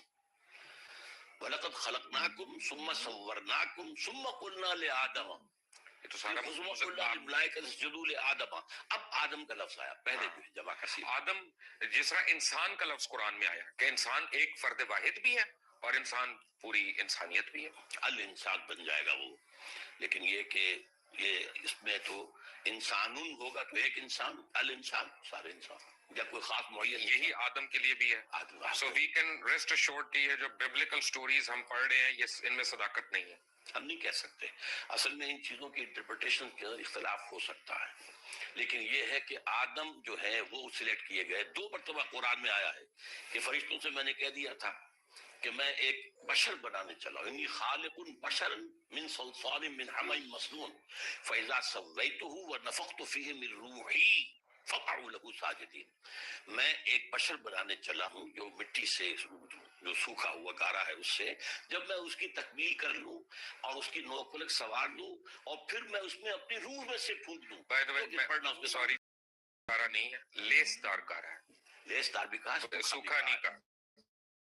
دیکھیے الفاظ کئی آئے ہیں، تراب بھی آیا، صرف مٹی کو کہتے ہیں، تین کہتے ہیں گارے کو، تین لازم وہ ہے جو آپ کہہ رہے ہیں، وہ جو جس کے اندر لیس پیدا ہو جاتا ہے، پھر صلصال وہ سوکھ کر جو کھڑکنے لگے، من حمأ مسنون، کیونکہ اللہ تعالیٰ نے یہ بھی فرمایا نا کہ سب کی شکلیں اللہ تعالیٰ نے مختلف کی، سب کی بولیاں مختلف کی، سب کے اعداد و اطوار مختلف کیے، تو یہ تو نہیں ہو سکتا نا کہ میرا بیٹا جو ہے وہ بالکل مختلف شکل کا ہو، مختلف آپ رنگ کا کا بیٹا تو نہیں لیکن آپ کا فرق ہوتا، شکل ہوتا ہو سکتا نہیں ہے، لیکن جس طرح کی ریسز بنی ہیں، چائنیز بھی ہیں، جاپنیز بھی ہیں، by the passage of time, by the passage of time climatic effect ہوئے ہیں، مختلف علاقوں کے اثرات ہوئے ہیں، اس سے یہ کہ شکلیں بدلی، رنگ بدلے۔ انسان کو چھوڑ دیں ایک سیکنڈ، اچھا جانور کیسے آئے؟ جی، جانور تخلیق سے آئے، تخلیق سے آئے نا، کیا ہر جانور پسلی سے نکالا گیا؟ نہیں پسلی سے تو میں نے اس بات کو بھی نہیں مانا، کیا ہر مچھلی پسلی سے نکالی گئی اس کی مادہ؟ نہیں نہیں بالکل نہیں۔ تو یعنی اس کا مطلب اللہ یہ ہے تعالیٰ کی تخلیق کا عمل تھا اور اس کے بارے میں ایک ایولیوشنری پروسیس کو مانا جا سکتا ہے۔ میں تھوڑا سا کنفیوز ہو گیا، جی میں اصل میں طالب علموں میں سیکھنے کی کوشش کر رہا ہوں کہ قرآن مجید جیسا معجزہ ہمارے پاس موجود ہے اور اسٹرینتھ میں ہمیں بائبل کی سٹوریز لینی ہے اس کو انٹرپریٹ کرنے کے لیے۔ بائبل کی سٹوریز کون لیتا ہے؟ قرآن مجید کی ہم کہہ رہے ہیں نا کہ اس کو آؤٹ رائٹ ریجیکٹ نہیں کر سکتے، ہم آپ نے کہا نا کہ اس کو آؤٹ رائٹ ریجیکٹ نہیں کر اگر وہ قرآن کے بیان میں نے تو قرآن کا بیان آپ کو سنایا ہے کہ میں انسان کو تیار کر لوں اور اس میں اپنی روح میں سے پھونک دوں، تب گر پڑنا اس کے سامنے سجدے میں، وہ روح جو ہے جس کا خاص تعلق ذات باری تعالیٰ کے ساتھ ہے۔ اچھا جب یہ سجدے میں گرے تو ملائکہ سارے جن کا سردار تو وہ فرشتہ نہیں تھا، نہیں جن تھا، لیکن سردار تو تھا، کان من الجن، سردار بھی نہیں تھا، لیکن اس وقت اشرف المخلوقات تو اس کو یہ کہا جا سکتا ہے کہ وہ اپنی عبادت اور ریاضت اور علم میں نمایاں ابلیس نے سجدے سے انکار کر دیا، تو اگر یعنی ٹیکنیکلی میں دیکھوں تو ابلیس شرک سے انکار کر رہا تھا، شرک سے انکار کر رہا ہے ظاہری شکل میں، اور اللہ کا انکار کر رہا ہے اس کا حکم نہ مان کر، وہ تو کفر ہو گیا. اچھا کفر ہو گیا پکڑ کہاں پہ ہوئی ہے پکڑ کہاں کفر پر انکار پہ یعنی غرور پہ نہیں ہوئی جب اس نے کہا کہ میں مٹی غرور کی وجہ سے اس نے انکار کیا نا. اس کے اندر جو ہے ابا واستکبر وکان من الکافرین، اس نے انکار کیا. اس نے صاف کہا خلقتنی من نار وخلقتہ من طین، بالکل بنایا اس کو بنایا مٹی سے، وہ بھی لیسدار مٹی سے، تو طے ہی. دار کا 10 دوبارہ آپ لے آئے. میں نے آپ کو بتایا تھا میں لے وہ ایک لفظ ہے. تراب بھی ہے جس کے معنی صرف مٹی ہے، تین بھی ہے جس کے معنی گارا ہے، تین لازم کے وہ معنی ہے جو آپ کر رہے ہیں. تراب ہے. ثم قال له كن فيكون. ہاں تو لیکن تراب صرف مٹی کو کہتے ہیں. یہ لیسدار ویسدار کہاں سے لے آئے آپ اس میں؟ وہ لیسدار اس میں ہے، تین لازم. جو آپ کہہ رہے ہیں وہ سورۃ المومنون میں ہے، 12 نمبر آیت میں ہے کہ ہم نے انسان کو مٹی کے ساتھ یا جوہر سے، اسے سوکھی مٹی سے اسے بنایا. من سلالۃ من طین. جی، اور سورہ سجدہ کی آیت نمبر 7 میں بتایا گیا ہے کہ جو بھی چیز اس نے بنائی خوبی بنائی، اور انسان کی تخلیق کی ابتدا مٹی کے گارے سے ہوئی. گارے سے، تین ٹھیک ہے نا. ابھی اس میں لفظ لیس آئیے سورہ صفت ٹھیک ہے. آیت نمبر 11. کوئی صورت نہیں ہے قرآن کی صاف سوری میں آپ سے سیکھنے کے لیے تو بیٹھا ہوں یہاں پہ. سکھا رہا ہوں نا، میں بھی سکھاؤں گا آخر. بالکل آپ سکھاتے جائیں ہم سیکھتے جائیں گے. تو اس کا مطلب ہے کہ غرور اللہ کو نہیں پسند. بالکل. تو جب ہم یہاں پہ اللہ کے حکم سے انکار اللہ کو پسند نہیں ہے. اللہ کے حکم کے غرور ہو گیا چاہیے. غرور تھا، حسد تھا، اس لیے کہ وہ سمجھتا تھا کہ میں اعلیٰ. حسد تو بڑی اور نہیں مردوں میں بھی ہوتی ہے. ایسے تمام یہودیوں کے بارے میں قرآن انفسہم، اے مسلمانوں تم سے حسد کی بنیاد پر یہ چاہتے ہیں کہ تم سے یہ نعمت جو ہے اسلام کی چھن جائے. اصل میں تو وہ بھی مسلمان ہی تھے، لیکن انہوں نے حضور کو ماننے سے انکار کیا. بالکل یہودی اور سارے مسلمان ہی تو تھے، اپنے ان کے دین ابراہیم ہے. اپنے وقت کے مسلمان تھے. یہ بڑی اچھی آپ بات بتا رہے ہیں. مجھے آنیسٹلی مجھے جو ہے نا اس کا تو یہ طے پایا کہ جب اللہ تعالیٰ نے کائنات کی تشکیل دی تو نہ صرف بنی نوع انسان بلکہ تمام جانور، چرند، پرند جتنے بھی ہیں وہ نر اور مادہ جوڑوں میں اس نے پیدا کیا. یہ بیک وقت نہیں ہے، اس کے اندر ایوولوشن ہو سکتا ہے، لیکن کن فیکون ہے نا. کن فیکون اس کے بیچ میں ہمیں یہ نہیں پتا گیپ کتنا ہے. ہاں تو یہ اصل میں کن فیکون بھی قرآن میں آتا ہے، اور یہ بھی آتا ہے 6 دنوں میں پیدا کیا. وہ تو بیسیکل ڈیز کائنات کو قرآن میں ہے، ببلیکل ڈیز کی بات قرآن میں ہے. ہاں لیکن آسمانی دنوں کی بات قرآن ہے جو بھی کہا جائے 6 دن تو ان کی ڈیوریشن کا نہیں پتا. ڈیوریشن نہیں تو کوئی نہ کچھ تو ڈیوریشن ہوگی. 6 دن کم سے کم 24 گھنٹے والے ہوں گے یا 24,000 گھنٹوں والے ہوں گے، کوئی دن تو ہوں گے نا. اس لیے دیکھیے 2 چیزیں ہیں، ایک عالم امر ہے، ایک عالم خلق ہے. عالم امر میں اللہ کا حکم ہے کن فیکون، جو کہتا ہے فوراً ہو جاتا ہے. Time is not involved at all. Not involved either. No time. No process بھی نہیں ہے. پروسیس تو یہی اللہ کے. اور ایک ہے خلق. خلق میں آلویز ٹائم از انوالوڈ. زمین 6 دن میں پیدا کیے، بچہ ماں کے پیٹ میں 9 مہینے میں. صحیح ہے. تو اولڈ ٹیسٹمنٹ آپ مجھے سنا رہے ہیں. نہیں قرآن بتا. اولڈ ٹیسٹمنٹ شروع اس طرح ہوتا میں ہے. تو قرآن And on the day one Lord said let there be water and there was water. On the day two Lord said let there be light and there was light. میں نے تورات پڑھی بھی نہیں ہے زیادہ، لیکن یہ کہ میں سمجھتا ہوں کہ بہت سی چیزوں میں اتفاق ہے. ویسے ہمیں پڑھنی چاہیے تورات. ٹھیک ہے. تورات بھی اللہ کی کتاب ہے، ہماری کتاب ہے. ہم why do we have to be absolved from it? نہیں ہم یہ نہیں کہتے، لیکن یہ زیادہ جس کو میں کہہ رہا ہوں میرا موضوع ہم نہیں اور ہے. ایسی لیکن میں نے جو کچھ پڑھا ہے تو مجھے اس کے اندر کوئی تضاد نظر ہم نہیں اور آیا. ایسی پڑھ لیں. ایک ہی بات کی تضاد نظر آیا. بائبل کہتی ہے کہ اللہ نے 6 دن میں کائنات بنائی، 7ویں دن آرام کیا. قرآن کہتا ہے نہیں. وما مسنا من لغوب ولقد خلقنا السماوات والارض وما بينهما في 6 ايام وما مسنا من لغوب. ہم نے 6 ہی دنوں میں آسمان و زمین کو پیدا کیا، لیکن ہمیں کوئی تکلیف نہیں ہوئی کہ آرام کی ضرورت ہے. رائٹ. یہ بھی طے پا گیا کہ آدم علیہ السلام پیغمبر نہیں تھے. جس نے کہہ دیا آپ سے؟ کہاں پہ میں نے تو کہا سورہ آل عمران کی آیت کا حوالہ آپ کو دے رہا ہوں. ان اللہ اصطفیٰ آدم و نوحا وآل ابراہیم وآل عمران علی العالمین. یہ تمام سلسلے جو انبیاء کے ہیں ان میں سب سے پہلے نام آدم کا ہے. آدم کا ہے، لیکن آدم نبی وہ اس مخلوق میں سے ایک شخص چنا گیا، پھر اس کے بعد ان کی اولاد ہونی. ٹھیک ہے. بریک میں آپ سے بات کر رہا تھا سورہ غاشیہ کی ایک آیت کی. میں آتا ہوں اپنے اصل موضوع کی طرف. بٹ یہ کل میں اس پہ غور کر رہا تھا. آپ مجھے تصحیح کرتے جائیں اگر میری وہ آیت زبانی مجھے صحیح یاد ہو. افلا ینظرون الی الابل کیف خلقت تک، کیونکہ یہ بڑی ایک میرے لیے معنی خیز آیت تھی. کیونکہ پڑھے تو ہم نے کئی دفعہ ہے، لیکن کل جب میں اس کا ترجمہ بھی دیکھ رہا تھا تو میں نے کہا اللہ تعالیٰ نے اس میں جیسے کہا کہ جی ہم نے کیا تم نے دیکھا نہیں ہم نے اونٹ کو پیدا کیا، کیسا بنایا؟ تو اونٹ کو پیدا کرنے کا میں نے کہا اللہ تعالیٰ نے کیوں تشبیہ دی ہے؟ اس لیے دی ہے کہ عرب جو ہے وہ جس چیز سے واقف تھا اور جس سے دن رات اس کا واسطہ تھا، اس کے اندر جو حکمت تخلیق ہے اللہ کی، صحرا کا جہاز اسے کہتے ہیں، ایک ہفتے پانی اسے نہ ملے اسے پرواہ نہیں، کھانے کو نہ ملے اسے پرواہ نہیں، پھر وہ جو ہے اس کی اتنی اونچی گردن کر دی گئی ہے کہ کیکر کا درخت کوئی ہو سامنے اس کو جو اس سے اپنا ناشتہ کر لیتا ہے۔ تو یہ ساری چیزیں در حقیقت یہ ہیں کہ اللہ تعالیٰ کی تخلیق کے اندر حکمت جو مثبت ہے کہ جس علاقے کے لیے اس کو رہنا ہے اس کے لیے وہ کس قدر مناسب ہے اور وہاں کے لوگوں کے لیے کس قدر مفید ہے۔ ماشاءاللہ، لیکن میرا اپنا اس وقت جو ایک انڈرسٹینڈنگ مجھے ہوئی، یعنی الحمدللہ ہم بھی مسلمان ہیں، ہم کمزور مسلمان سے ہی، لیکن ہمیں بھی حق ہے اپنی انٹرپریٹیشن کرنے کا، مجھے ذرا سا ایک ڈفرینٹ چیز سمجھ آئی۔ کیوں میں نے یہ سوچا کہ اونٹ کھاتا کیا ہے؟ تو اونٹ وہی کانٹے بھی کھاتا ہے، گھاس بھی کھاتا ہے،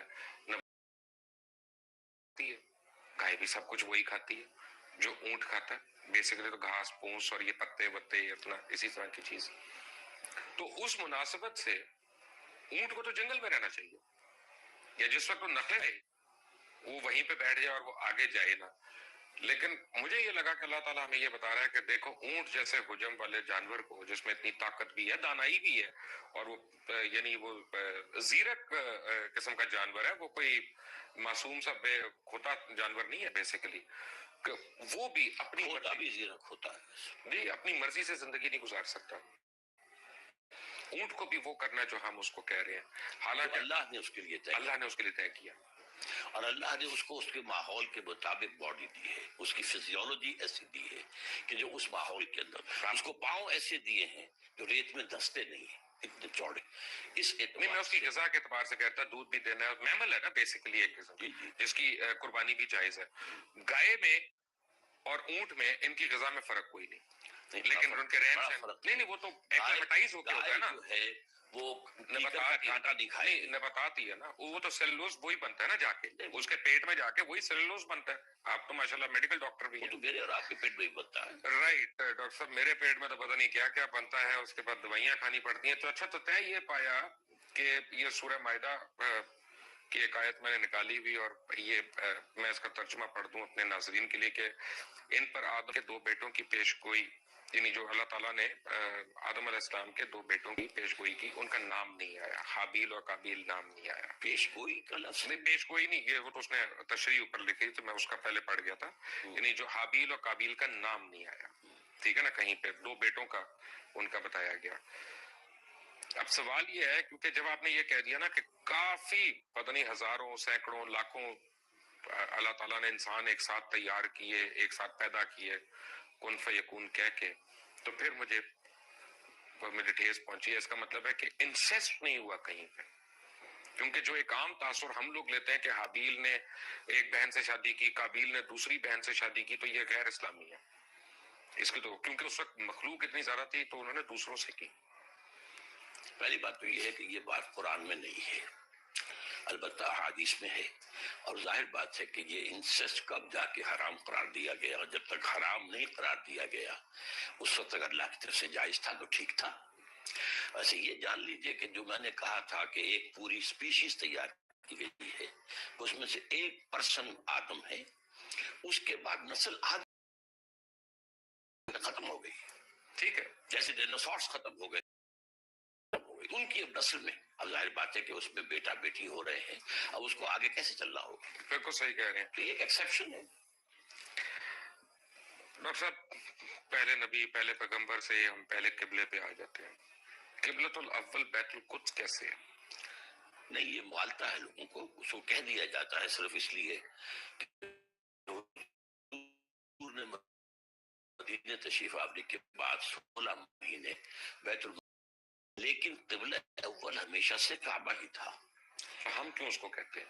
وہ تو ایک درمیانی طور کے لیے اللہ تعالیٰ کا حکم تھا۔ نہیں تو اس کا مطلب پوری امت مسلمہ بے وقوفی کی بات کر رہی ہے؟ نہیں بالکل نہیں کر رہی، سب مانتے ہیں قبلہ اول سب سے ان اول بیت وضع للناس الذی بمکہ تھا، پہلا گھر اللہ کی عبادت کے لیے جو بنایا گیا مکہ میں بنایا گیا، سمجھا؟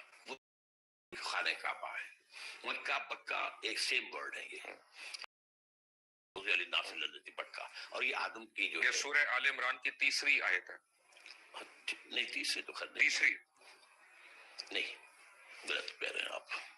نہیں, آیت نمبر 96 ہے, سوری 96, مائی مسٹیک. میں نے وہ لکھا تو مجھے پورا یاد نہیں ہے آیت نمبر, لیکن یہ کہ ان اول بیت اصل میں اس کے بعد ویسے بھی اصل جو تاریخ ہے وہ یہ کہ حضرت آدم نے بنایا تھا, اس کے بعد طوفان کی زد میں آ کر یہ ختم ہو گیا تھا, صرف بنیادیں رہ گئی تھی. پھر حضرت ابراہیم کو اللہ نے وہ بنیادوں کا جو ہے علم دیا, وہاں سے آپ نے اور اسماعیل نے اس کی تعبیر کی ہے.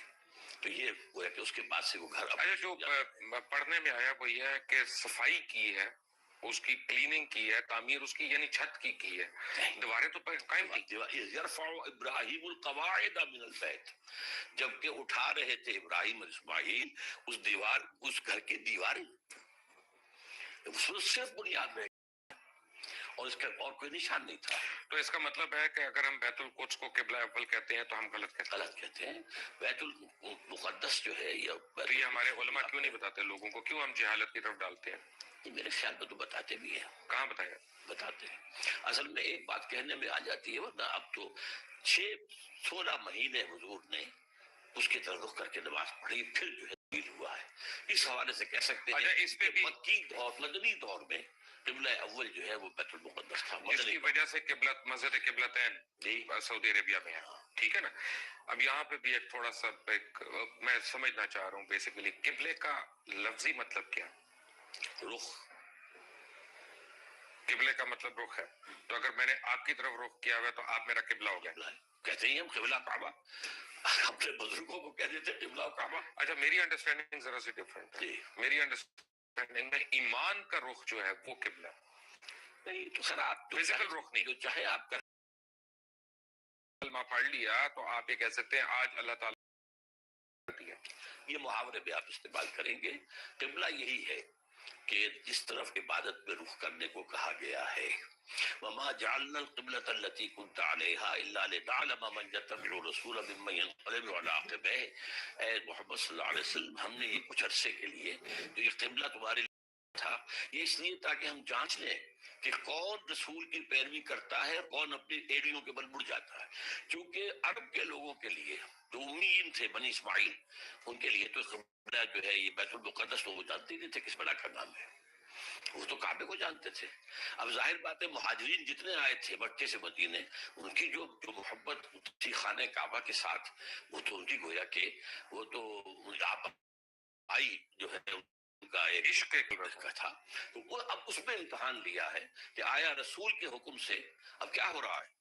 جب حضور مکے میں ہوتے تھے تو آپ ایسے کھڑے ہوتے تھے نماز پڑھنے کے لیے کہ خانہ کعبہ بھی سامنے اور بیت المقدس بھی سامنے,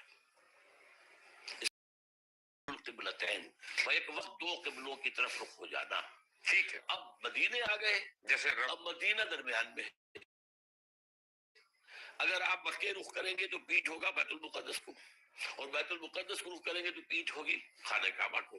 تو گویا کہ اللہ نے ایک امتحان کے طور پر مسلمانوں کو کہ آیا ان کے اندر رسول کی پیروی راسخ ہو چکی ہے یا نہیں. یہ کیا مجھے سمجھ نہیں آیا کہ اگر میں یہاں سے خانہ کعبہ کی طرف رخ کر کے نماز پڑھ رہا ہوں تو راستے میں ہندوؤں کا گردوارہ بھی آئے گا, سکھوں کا ٹیمپل بھی آئے گا, کوئی برما کی اپنا وہ ان کا بھی ٹیمپل آئے گا, تو میں ان کو بھی سجدے کر رہا ہوں, وہ بھی میری قبلے ہیں. نہیں, سوال یہ ہے کہ اس وقت کیا شکل تھی جب حضور پڑھ رہے تھے مکے میں نماز, تو اور تو کوئی شیوا نہیں تھی, اور جب یہ مدینے میں آ کر کیا ہے تب بھی کوئی چیز نہیں. اچھا, بات یہ ہے کہ حیرانی کی بات یہ ہے کہ اس وقت بیت القدس کا تو کوئی قیام ہی نہیں تھا جس زمانے کی آپ بات کر رہے ہیں, کیونکہ بیت القدس تو حضرت عمر فاروق نے بنوائی تھی بعد میں.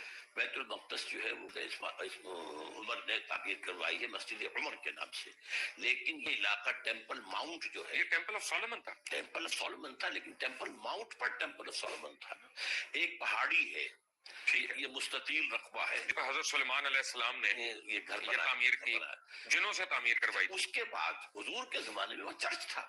بالکل تھا, کیونکہ قبضہ جو تھا وہاں پر وہ جو ہے عیسائیوں کا بالکل تھا, چرچ تھا. تو اصل میں تو چرچ بھی مسجد ہے, مسجد بھی مسجد ہے, چرچ بھی مسجد ہے, سینیگاگ بھی مسجد ہے.